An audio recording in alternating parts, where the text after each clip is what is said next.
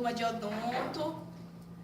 Nós vamos apresentar um trabalho da disciplina de cabeça e pescoço sobre cavidade nasal e seios paranasais.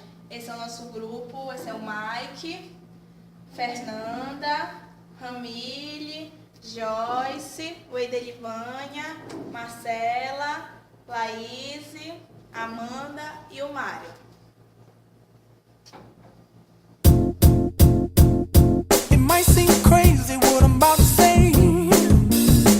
Gente, eu vou falar sobre cavidade nasal e seios paranasais. A cavidade nasal, na realidade, são duas cavidades paralelas que são separadas por uma parede cartilaginosa.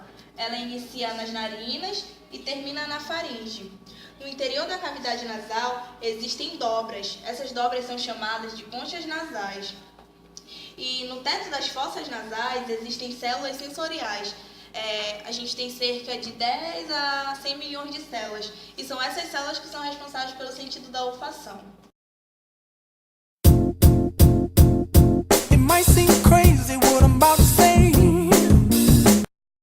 Os seios paranasais, eles são cavidades ou túneis pequenos. Eles são denominados paranasais devido à sua localização, que é em torno ou próximo do nariz. A cavidade nasal, ela se abre uma emparelhada rede de seios. São 4 seios. Aqui na imagem a gente pode ver seio maxilar, estão na área da face. Eles ficam localizados abaixo dos olhos e de cada lado do nariz. Os seios frontais, aqui, localizados acima da parte interna da cavidade ocular e a área da sobrancelha. Os seios esfenoidais, que são localizados atrás do nariz e entre os olhos. E os seios etimoidais, que são compostos por muitos seios similares a uma peneira, formada de ossos finos e tecidos da mucosa. Eles estão localizados acima do nariz e entre os olhos. A gente pode perceber aqui nessa imagem.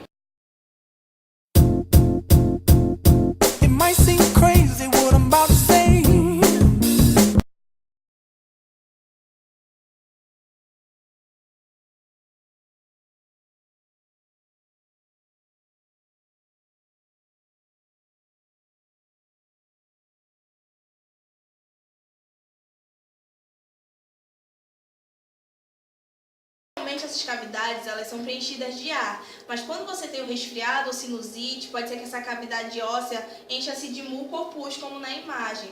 Muitas vezes vai ficar obstruído e pode causar um certo desconforto. A cavidade nasal e os seios paranasais eles têm várias funções. Uma delas é ajudar a filtrar o ar quente e úmido que nós respiramos, dar ressonância à voz, aliviar o peso do crânio e fornecer estrutura óssea tanto para o rosto como para os olhos.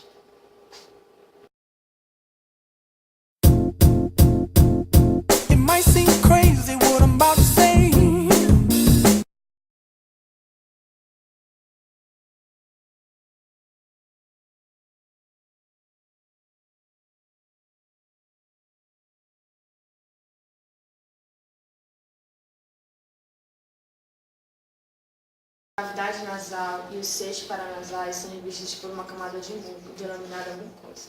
A mucosa tem muitos tipos de células, células epiteliais escamosas, células achatadas que revestem os seios e formam a maior parte da mucosa. Células glandulares, similares às células pequenas das glândulas salivares, que produzem muco e outros líquidos. Células nervosas, que são responsáveis pela sensação e pelo olfato. Células que combatem infecções, que são parte do sistema imunológico. Células dos vasos sanguíneos, células do suporte, células da cavidade nasal e seios paranasais, inclusive ossos e células da cartilagem, que também podem se tornar cancerosas.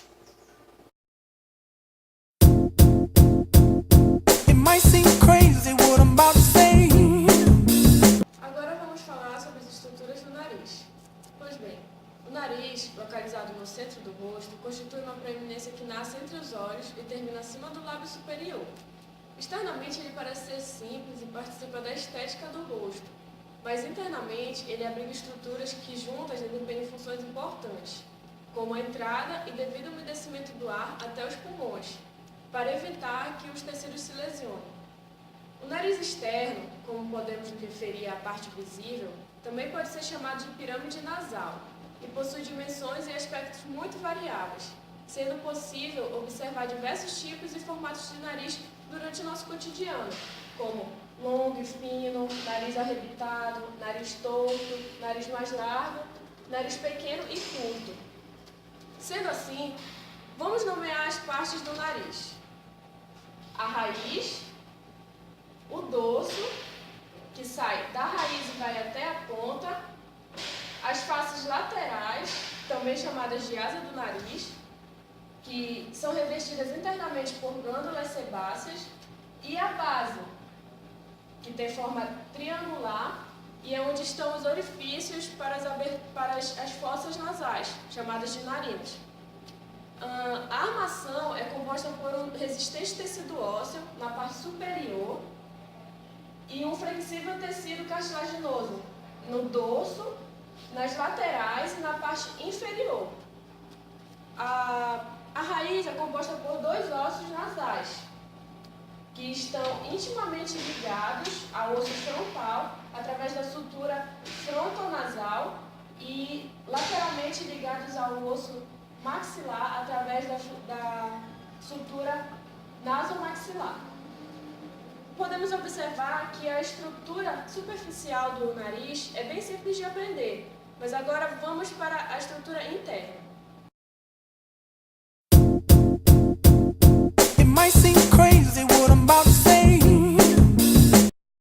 Então, a comunicação com o interior é feita através das fossas nasais, que são duas amplas cavidades situadas sobre uma base constituída pelo osso maxilar e pelos ossos palatinos, que separam da cavidade bucal, comunicando na sua parte posterior com a faringe através dos orifícios chamados coanas. Todo o interior das fossas nasais encontra-se revestido por uma mucosa chamada pituitária, que é vascularizada e composta por inúmeras glândulas que produzem muco. No teto das fossas nasais existe um setor com inúmeros receptores nervosos sensíveis aos odores. E vale ressaltar que odor não é tudo aquilo que é fétido, e sim o que tem cheiro forte. E isso é essencial para estimular a olfação. A entrada das cavidades chamam-se vestíbulos nasais e é revestida inferiormente por epiderme, sendo composta por pelos visíveis a partir do exterior, denominada vibrisas. Através dessa imagem, nós podemos observar alguns ossos, algumas estruturas ósseas que se comunicam com as fossas nasais, como o osso etimoide, o vômer e outras estruturas aqui dentro que têm íntima ligação com o sistema todo do nariz.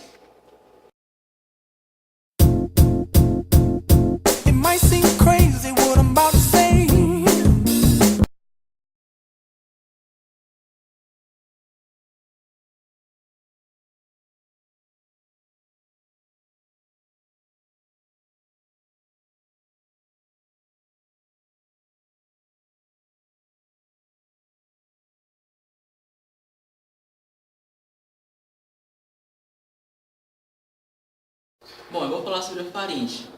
O que é a faringe? Faringe é um órgão tubular que se inicia nas coanas, com prolongação para baixo do pescoço, e ele tem a forma de um funil. Ele faz comunicação com as fossas nasais, com a boca, com a laringe e com o esôfago. E também ele fica localizado em frente às vértebras cervicais.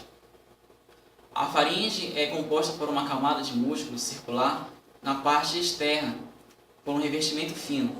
E na parte interna de músculo esquelético é revestida por uma túnica mucosa. Outro fator também que se relaciona é o ouvido. Também se comunica com a faringe. Isso ocorre através do ósteo farínico, da tuba auditiva. Ele é ligado na parte nasal da faringe com a cavidade média tipânica do ouvido. Então a principal função da faringe é fazer a passagem e circulação de alimento e a circulação de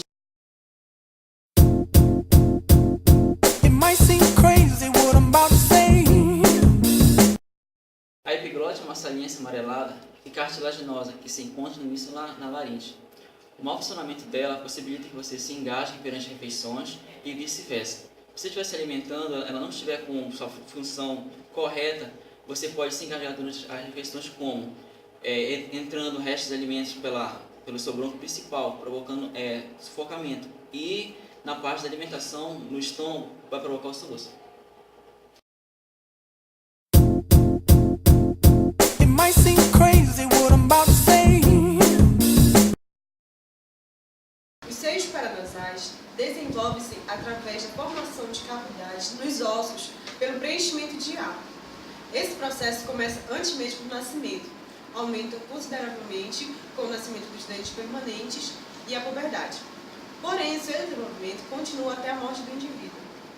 Variam muito de tamanho e de forma de uma pessoa para outra, só que todos comunicam com a cavidade nasal através de pequenas aberturas em sua parede. A maioria dos seios da face são rudimentares ao nascimento. Eles aumentam muito durante a erupção dos permanentes e após a puberdade, alterando nitidamente o tamanho e a forma da face. A inervação. Os seios são inervados por ramos dos nervos oftálmico e maxilar.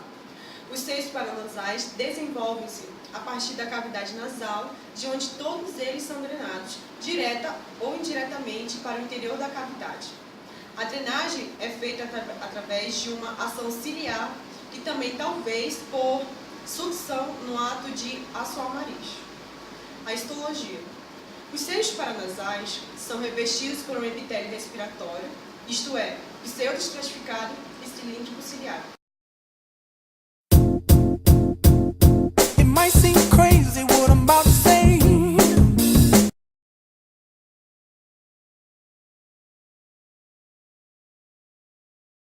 Bom, gente, eu vou falar sobre o seio etimoidal.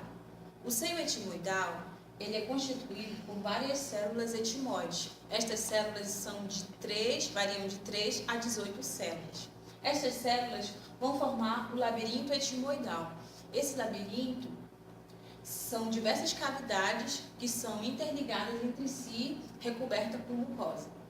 O seio etimoidal fica entre o osso nasal e a órbita e recebe inervação do ramo oftálmico, que vai se dividir em anterior e posterior do etimoide. E ainda ele é altamente vascularizado e recebe irrigação sanguínea da artéria oftálmica, que vai se ramificar em anterior e posterior do etimoide. It might seem crazy what I'm about to say.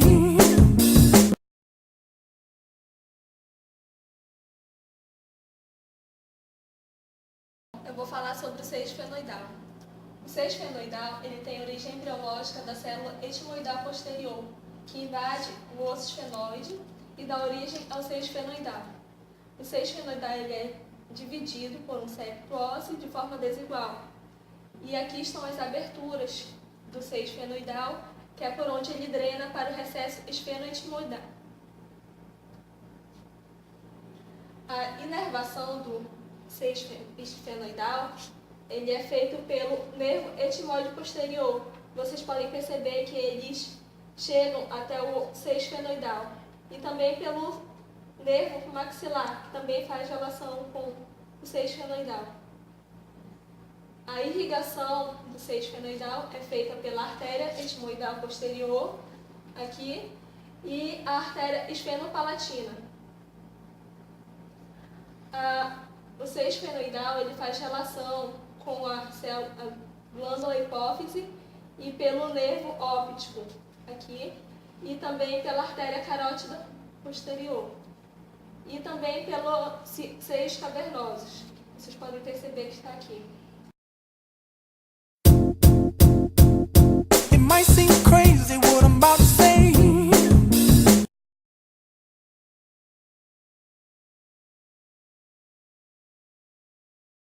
Os seios maxilares ocupam grande parte da maxila. Eles são os maiores seios aéreos acessórios do nariz. Com forma piramidal, sua base é formada pela parede lateral da cavidade e o seu ápice encontra-se lateralmente no processo zigomático da maxila. O teto destes seios é formado pelo assoalho das órbitas e o seu assoalho é formado por processos alveolares da maxila. Várias elevações cônicas correspondendo às raízes do quarto e oitavo dente, que seriam os premolares, e os molares, que projetam-se no assoalho. Os seios maxilares abrem-se na parte inferior do hiato semilunar, comunicando-se com a cavidade nasal por uma abertura na parte antero-superior da base do seio. O maxilar drena para o meato da cavidade nasal através do hiato semilunar por uma abertura na parte superior da sua base. Devido à localização dessa abertura, é impossível que o líquido do seio seja drenado quando a cabeça está ereta, até que o seio esteja quase cheio. A inervação do seio maxilar provém dos nervos alveolares superiores, anterior, médio e posterior dos ramos do nervo maxilar.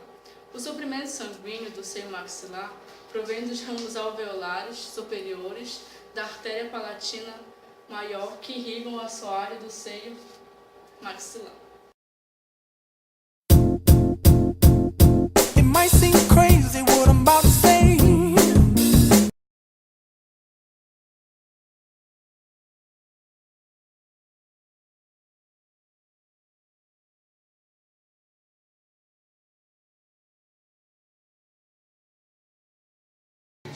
Eu vou falar para vocês sobre o seio frontal. O seio frontal pode ser considerado uma célula etimoide que invadiu o osso frontal. E eles são assimétricos, ou seja, são de formato diferente nos dois lados do corpo e podem ser localizados entre as lâminas interna e externa do osso frontal, atrás dos arcos superciliares e da raiz do nariz. A drenagem desses seios é feita quando eles abrem-se na parte anterior do meato médio pelo infundíbulo etimoidal ou pelo nervo nasofrontal, atravessando o labirinto etimoide. Já a inervação é feita pelos ramos supraorbitários, que são da divisão oftálmica do nervo trigêmeo. It might seem crazy what I'm about to say. Para terminar a apresentação, irei falar sobre uma patologia bastante comum na sociedade, que é a sinusite.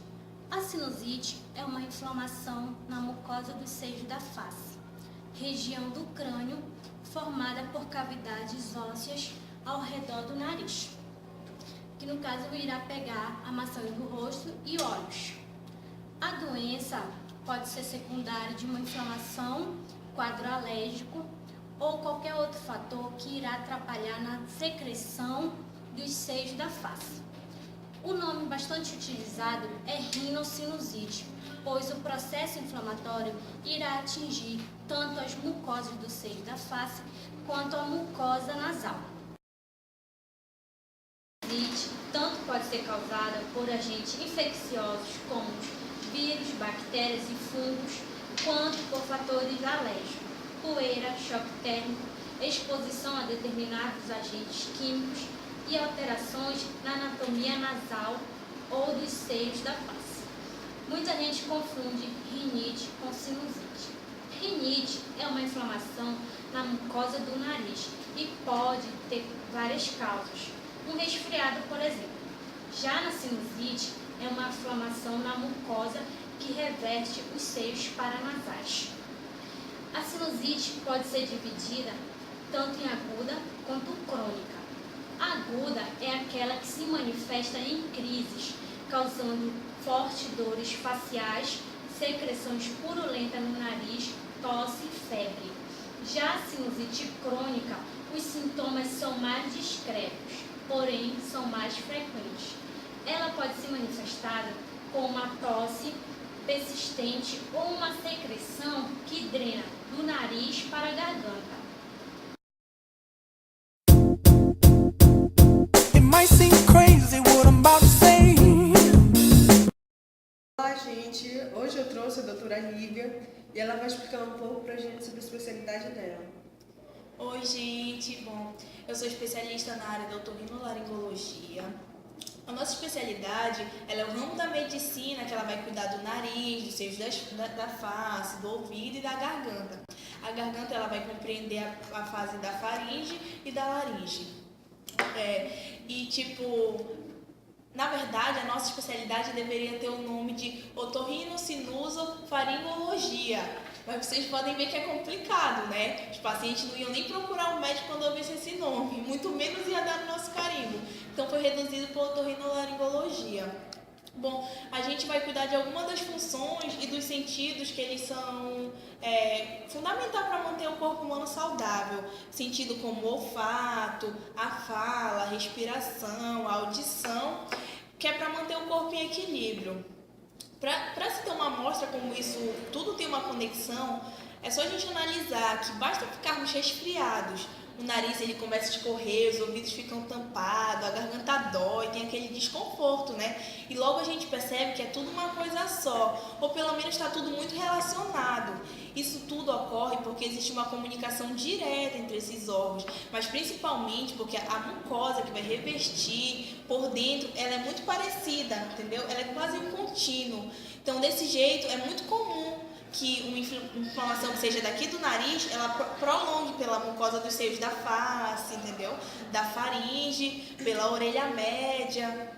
E isso não ocorre com tanta facilidade, por exemplo, na transição entre a laringe e a traqueia, porque já fica mais separado, já tem uma distância maior em relação à faringe e o esôfago também, mas nessa questão da face, desses órgãos, é tudo muito relacionado. Aí a nossa área vai ficar cuidando dessas patologias, desse desconforto, tudo que envolve essa área.